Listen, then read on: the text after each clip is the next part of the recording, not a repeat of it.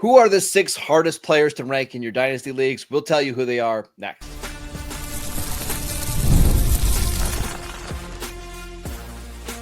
You are Locked On Dynasty Football, part of the Locked On Podcast Network. Your team every day.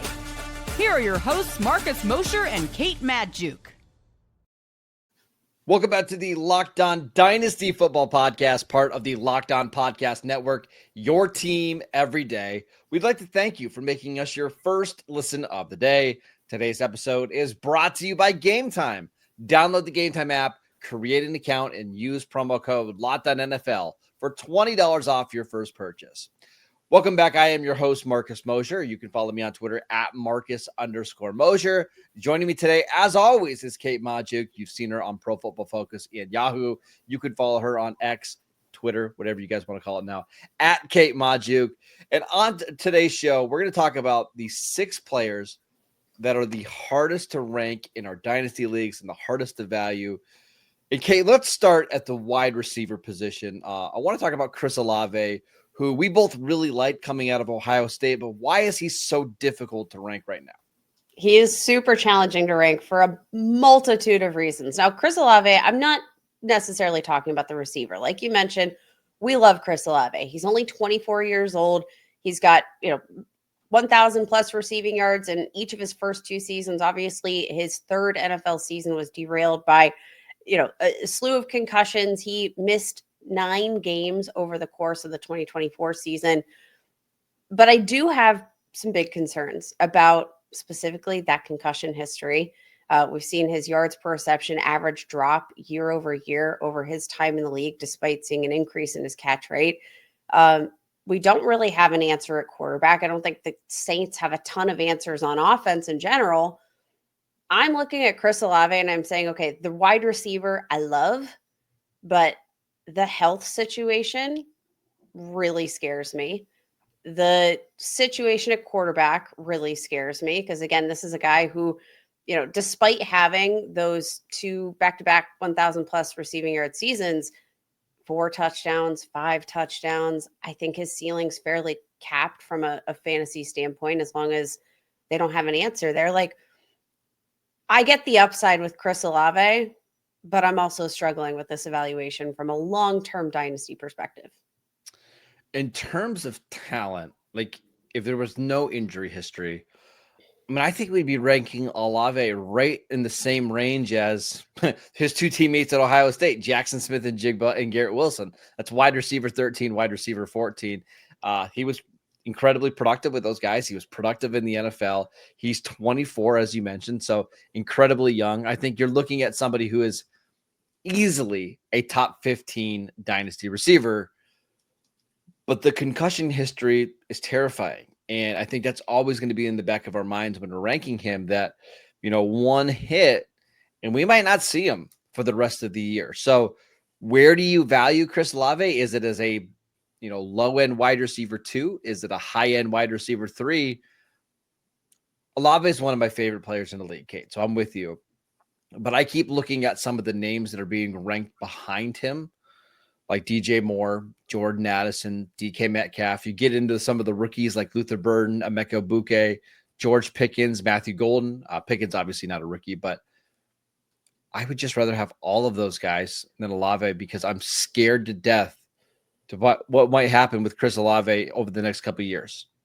Yeah, there have been 4 documented concussions for Chris Olave in his professional career so far.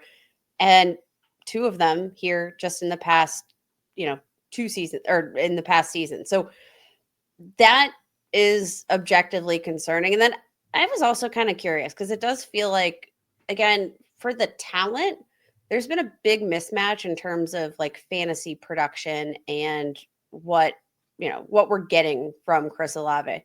Since 2022, among wide receivers with 100 or more targets, Olave ranks where, would you guess, in terms of fantasy points per game? It's got to be pretty high. He's been a pretty consistent receiver. Been consistent, but that upside has been lacking because among that cohort, Olave ranks as the wide receiver 33 in fantasy points per game, Marcus, averaging just over 10 fantasy points per game in half PPR formats. In that same scoring format, Olave has never had a single game with more than 20 fantasy points in his career. Jalen Waddle has had 6 in that span. And we look at Jalen Waddle like but they're different. To me, Olave is not the boom bust. You don't want him for the spike weeks. I think he's more of a complete receiver. Now, some of this he's had some up and down quarterback play. Derek Carr is not always. Do you think that's going to change? No, I don't. I do like that Kellen Moore's coming in here. I think Kellen Moore's going to give him more targets. But again, it's the same thing. Honestly, it has nothing to do with the upside and what he can do on the field. Yeah, because I think I would value him as a high-end wide receiver too if he were completely healthy with no injury concerns ever. Here's the thing. A player who I think almost like the way that you describe him, like, yeah, he's not the ceiling guy, but he could be a good floor guy. Jakobi Meyers, wide receiver 26, over Chris Olave in terms of fantasy points per game. He scored more total fantasy points. And I can get Jakobi Meyers for free. So when I'm looking at that value of Chris Olave as, a top 20 dynasty wide receiver, I can't figure out how we get there in terms of value. So that's my biggest question mark in terms of evaluation at the wide receiver position. Give me yours. It's Brandon Aiyuk, and the 49ers are basically telling everybody that he was available for trade this offseason, and nobody came calling, and that locked in his guarantees for the 2025 and 2026 seasons. So he's under contract. He's not moving anywhere. You would think with Deebo Samuel being traded to the Commanders this offseason, and with George Kittle getting older, with Christian McCaffrey getting older and having a significant injury history, this is Brandon Ayuk's time to shine, to be like the number one receiver in this passing attack. But I don't know. It seems like the 49ers have really soured on him. Obviously, he's coming off a major, major knee injury. But I do wonder if this is going to be one of the things, Kate, like we get to October and November, and Brandon Ayuk's averaging like 9-10 targets a game, and he's really efficient making plays down the field. And we all wonder, okay, why do we have him rank at wide receiver 29 again? I can also see a situation where he just doesn't play the first 2 months of the season, and it's Ricky Pearsall and Jaywan Jennings, and Brandon Aiyuk is now the third receiver, and we're valuing him as like a wide receiver 4 in our dynasty leagues. He's tough for me. I think what's really interesting about Brandon Aiyuk and like his prospects in 2025, let's say, his rehab's going great and we do get to see him for a decent chunk of the season, right? We have to probably assume that he's going to miss a decent chunk of like the off-season program. And we all remember what Brandon Aiyuk looked like last year, missing the off-season program. Yeah. He held out of the off-season activities with the 49ers because of this lack of progress toward a contract extension, which he was vying for. There was talk of a trade. Like he was not training with the team, right? And then he came back and he looked very much like he had not been training with the team. Yeah. Timing looked off. He just kind of felt like he was playing out of pocket and didn't really feel like the natural receiver we can know him to be at times.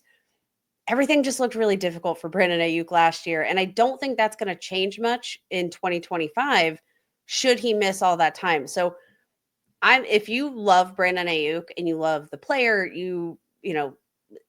whatever. I still don't even think this is a great time to trade for him because I could picture him losing a ton more value in Dynasty in the year to come. It's just a matter of like, it's hard to pass up because I do think Brandon Aiyuk is a really talented player. I'm just wondering sort of what does his career trajectory look like from here? This doesn't feel like the TJ Hawkinson situation from last year where we said every month that goes by that he gets closer and closer to returning the field, the dynasty value is going to go up. Because I remember, Kate, last year, we were looking at Hawkinson at like tight end 10 in our dynasty leagues. And we were telling people like, hey, the moment he gets back on the field, he's going to be a top 5 dynasty tight end. And look where he's at right now, tight end 4. I don't see that with Aiyuk. I think it's going to take Aiyuk a long time to get back to what he was before, if he ever gets back to that same player. This was a monster knee injury. And it seems like the 49ers have really soured on him. And I think that's almost more notable, that they were begging teams to come trade for him. It seems like they weren't excited about how they handled the contract negotiations last year. I don't know. I think I'm kind of out on Brandon Aiyuk. I think so too. And I think, again, one of those situations that's going to be so dependent on his overall trajectory. And the thing about his current situation is he can go pretty much in any direction from here on out. We don't know if we're going to see him play for the 49ers for much longer. We don't know where he's headed from a health standpoint, from a contract standpoint, a team standpoint. All of that makes it very hard to evaluate where Brandon Aiyuk is on our dynasty rankings. Let's talk about some running backs that we are struggling to rank in our dynasty leagues. We will get to that next. This episode is brought to you by Game Time. Imagine watching your favorite team live, feeling the energy of the crowd, and witnessing unforgettable moments. There's nothing like experiencing a big game in person, but getting tickets shouldn't be stressful. But that's where Game Time comes in, making it easier than ever to grab last-minute seats at unbeatable prices. Game Time Picks makes it easier to find the best and better value for tickets to sports, concert, and comedy and theater events near you. I was checking the Game Time app this morning for an event that my wife and I are going to go to this weekend, and I couldn't believe how good the deals were. Plus, they have the lowest price guarantee, or Game Time will credit you 110% of the difference. And with seat views before you buy, no surprise fees at checkout, and their lowest price guarantee, you can book with total confidence. Take the guesswork out of buying tickets with Game Time. Download the Game Time app, create an account, and use promo code LOCKEDONNFL for $20 off your first purchase. That is LOCKEDONNFL for $20 off. Download Game Time today. Last minute tickets, lowest price guaranteed.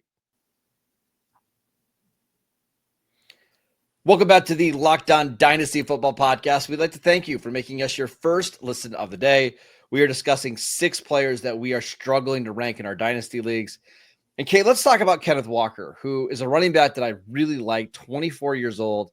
He had some incredible performances last year, but every time Zach Charbonnet came in, he looked really good. The Seattle offensive line is one of the worst in the NFL.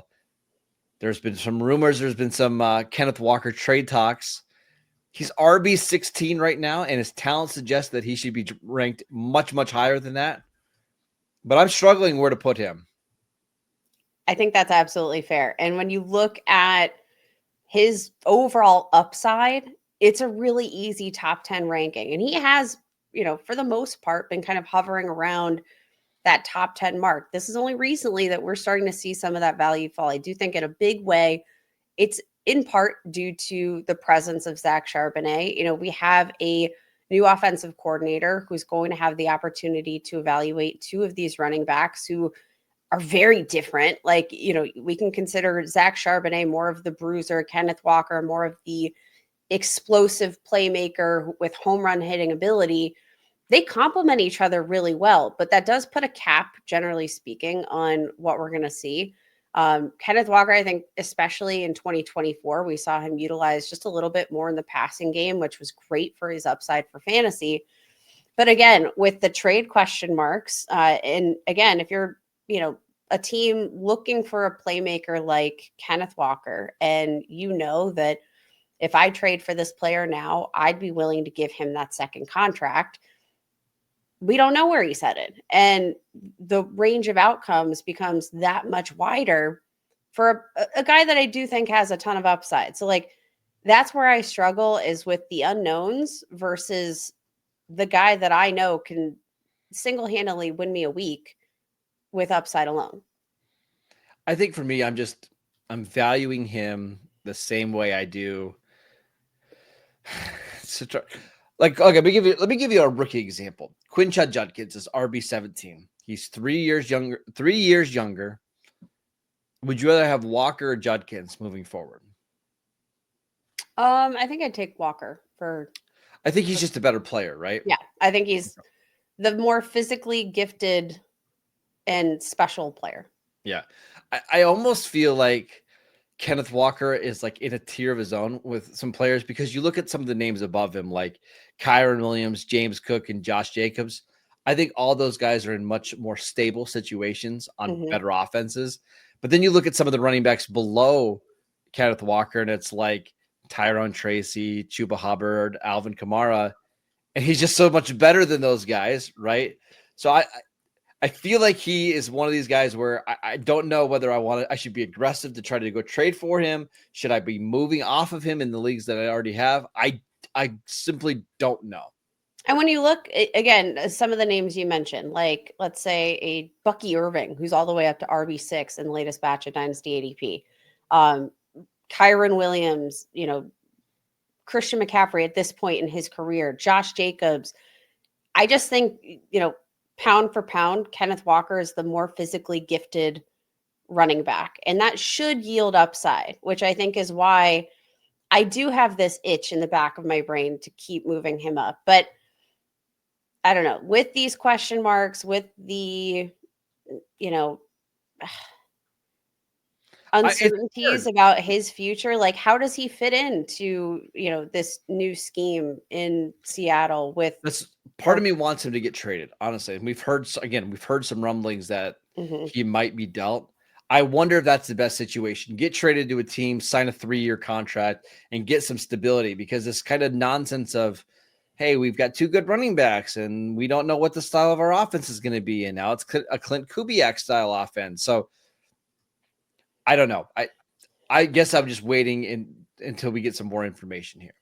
All right. Somebody I'm struggling to evaluate right now, and I might be overthinking it. So Marcus, you can tell me if I am overthinking it.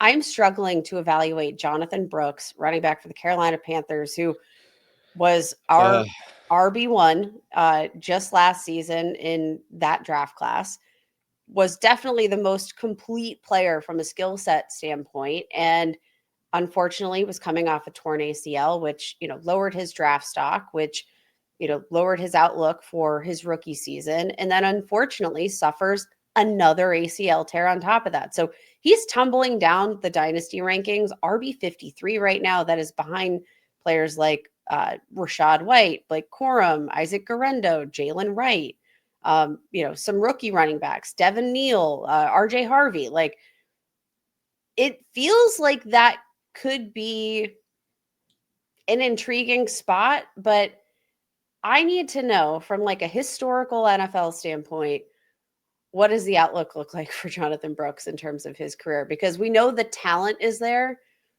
but is there any coming back from the start that he's had to his professional career?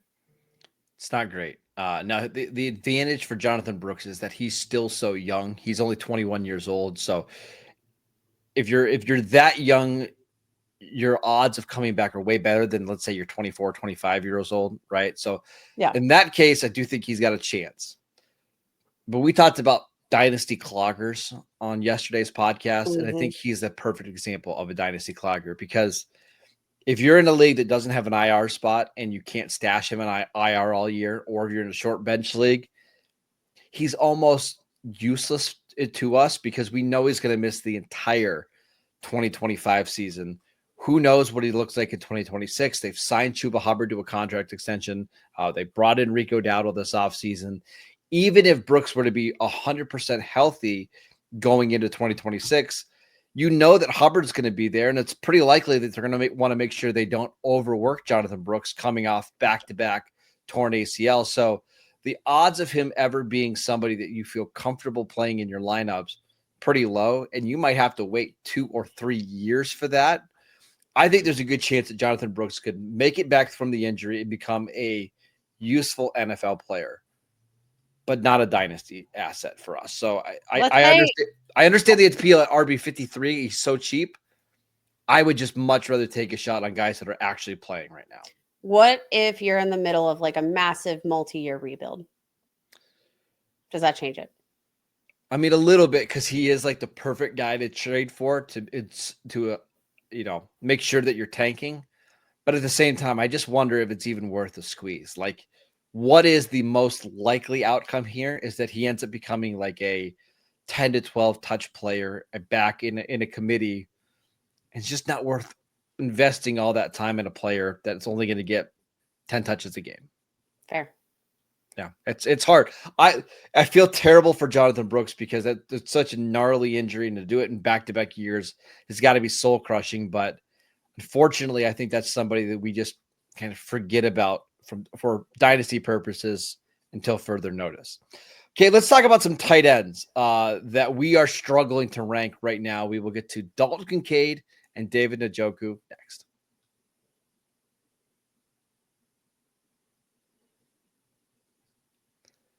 Welcome back to the Locked On Dynasty Football Podcast. We'd like to thank you for making us your first listen of the day. For your second listen, check out the Locked On NFL Draft Show with Damian Parson and Keith Sanchez.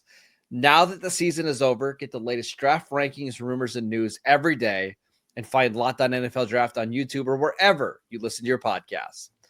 All right, Kate, let's turn our attention to the tight end position. We basically know the top 7 tight ends: Bowers, McBride, Laporta, Hockenson, Warren, Kittle, Loveland. And then after those 7, it gets really hard to rank some of these. But how are you valuing Dalton Kincaid going into year 3? Dalton Kincaid is a really tricky evaluation because I do think in general, we talk about this a lot on the show, is that, when you're evaluating the tight end position specifically, because they are asked to play kind of a dual role within the offense, and Dalton Kincaid definitely more of a receiver than a blocker, but still there's some nuance there to the tight end position that can, cause some delays before we start to see the fruits of their labor immediately hit the football field. Dalton Kincaid, when coming out of Utah, had, I think, a ton of upside as a receiver. Nobody was drafting him as a first-round prospect with the idea that he was this kind of do-it-all tight end like a Tyler Warren. You're drafting him in the first round because he's a big boy wide receiver, essentially. Like that's what you're getting at. And that's why the Buffalo Bills took him 25th overall. Traded up to get him. Yep. Traded up to get him. But here's my concern. I think he has all the physical gifts in the world. I think he has the skill set to be an absolutely dominant receiving tight end. I think he could be a volume hog for fantasy. I'm struggling to evaluate him because I think year 2 is going to be an important one. He wasn't healthy throughout year 2. I don't know that we really got to see a ton of what I would have considered ideal usage from Kincaid. And I'm also kind of just wondering, like, in this new Buffalo Bills offense without Stephon Diggs, I know it's not new anymore, but in this new offense where they're not force feeding any single target, what does the ceiling look like for a Kincaid who, I think that's kind of his bread and butter, would be a voluminous role within the offense. And that's the hardest part for me, is they've got another tight end in Dawson Knox who plays quite a few snaps. So it's not like Dalton Kincaid's the only target out there. And I wouldn't be surprised, Kate, if the Bills, they have a first-round pick this year, pick 30, and 2 second-round picks, add another wide receiver to this offense. They've already signed Josh Palmer. They drafted Keon Coleman. They extended Khalil Shakir. It's just an offense that doesn't want to be overly reliant on one pass catcher. And I think the pass catchers they use just depend on the matchup in the game. I struggle with Dalton Kincaid because I really like him. He was one of my favorite players coming out of the draft. But we're looking at a 25-year-old tight end, soon to be 26, who we can't bank on anything consistent week in and week out. It's a really tough spot to be in. Very tough. Now, tell me, Marcus, who is your toughest tight end to evaluate for Dynasty right now? It's David Njoku. And one of the things I really love about Njoku is he's become a very good actual NFL player. Mm-hmm. He's gotten better every single season in the NFL. He's improved as a blocker. I think if I were to rank like the top 5 actual tight ends in the NFL, I think he would be in there. Like, I think he's an awesome, awesome player. But it's really hard to rank David Njoku without knowing who the quarterback is, because so much of the tight end production is tied into who your quarterback is, unless you're someone like Brock Bowers, who you can just give a million targets to at or behind the line of scrimmage. Look at, Trey McBride, Kyler Murray, Sam Laporta. He's got Jared Goff, TJ Hawkinson. Had Sam Darnold last year. He's going to have JJ McCarthy this year. More importantly, has Kevin O'Connell running the offense, right? George Kittle has Brock Purdy and Kyle Shanahan. Mark Andrews has Lamar Jackson. A lot of the production here is based on the quarterback in the scheme. And we just have no idea. Is it going to be Kenny Pickett throwing David Njoku the ball? Is it going to be Shedeur Sanders? Is it going to be a washed-up Kirk Cousins? I think by talent alone, he deserves to be a top 7, top 8 tight end. But I don't know if I can rank him there. It is really hard. And I think the question marks too, like at the quarterback position, are you going to have a quarterback who's like willing to throw over the middle of the field where Njoku can do, his dirty work? He's been a guy that has a ton of upside when he's in a good situation, but when he's in a bad situation, it's bad. Like, I think he's probably one of the biggest mismatches in terms of like talent at the tight end position versus his fantasy value right now, his dynasty value. Like, you look at David Njoku, the player, and you think, oh, yeah, like I think he is a better NFL player. I think he's a better all-around tight end than a Trey McBride. But I agree. There are Yes. a lot of circumstances, and Trey McBride, tight end 2 in dynasty rankings right now. Like I think David Njoku is the better player, but how could I ever rank him ahead of Trey McBride? Not only because of the age difference, he's 28, Trey McBride's 25, but because of the stability that he gets from having a Kyler Murray at quarterback that is just so valuable at the tight end position. The hard part. So like we saw in 2021, I think that was Baker's last year in Cleveland, 13.2 yards per reception. And then 2022, 2023, with a lot of different quarterbacks, including Deshaun Watson in there, 10.8, 10.9. Those are all good numbers, Kate. Like if you're averaging over 10 yards per catch from a tight end, you're doing more than fine. 2024, 7.9 yards per reception. And it just tanked with Jameis Winston, Deshaun Watson, Dorian Thompson-Robinson, Bailey Zappi got some run in there as well. I struggle because again, if it's Shedeur Sanders, I think I would boost him back up because I actually think Shedeur would be a good fit with David Njoku. But if it's Kenny Pickett and Jackson Dart or Tyler Shuck throwing him the ball, I'm going to take chances on some other options here. Yep, I think that's fair. Wow, what a depressing way to end the show. That's all I have to say. Like, okay, we should have had some good news, but I do think there is a chance that if the Browns figure out this quarterback situation, I know we've been saying that for the last 30 years. I do think there's a chance he could be a steal in our dynasty leagues because again, he's being drafted like overall at 94th. That's a pretty big gap after players like Mark Andrews and George Kittle. So I'm probably still willing to invest a little bit there. Yeah. All right. That's it for today's show. We'd like to thank you for making Locked On Dynasty Football your first listen every single day. Go check out the channel on YouTube. Go check out our 2025 rookie profiles. We made a playlist on there. You can watch them all right in a row. We're going to continue to add to that over the next 3 weeks as we get closer to the NFL draft. So check that out. Download the podcast wherever you get your podcasts. We are free and available on all platforms. Follow Kate on Twitter at Kate Magdziuk. I'm at Marcus_Mosher, and we'll see you right back here on Friday.